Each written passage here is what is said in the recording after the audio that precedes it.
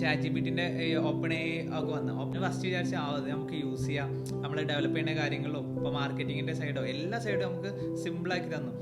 ഗൂഗിളിൽ ചോദിച്ചാൽ കിട്ടുന്ന റിപ്ലൈ ഒക്കെ പറഞ്ഞാൽ ഭയങ്കര വാസ്റ്റ് കാരം, ഏത് 99% റോങ് എന്നുള്ള ഒരു സമയമൊക്കെ ഉണ്ടായിരുന്നു.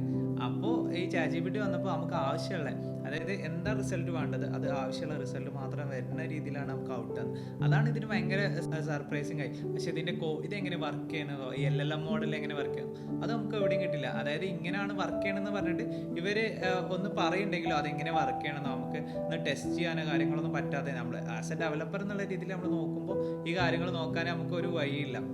ആ ഒരു സമയത്താണ് നമുക്ക് ഡീപ് സീക്ക്, ശരിക്കും അതിൻ്റെ മുമ്പ് തന്നെ മെറ്റ ലാമ ഫ്രീ ആയിട്ട് ഓപ്പൺ സോഴ്സ് തന്നിട്ടുണ്ട്, പക്ഷെ അതാർക്കും അറിയൂല, അതിനെ പറ്റിയ ഡിസ്കഷൻസ് ഒന്നും നടക്കണില്ലേന്ന്. പക്ഷേ ഡീപ് സീക്ക് ഇത് ഓപ്പൺ സോഴ്സ് ആയിട്ട് LLM മോഡൽ കൊടുക്കുന്നുണ്ടെന്ന് കണ്ടപ്പോൾ അപ്പോഴാണ് ഇതിനെ പറ്റി ഭയങ്കര രീതിയിൽ ഗ്ലോബലി ചർച്ച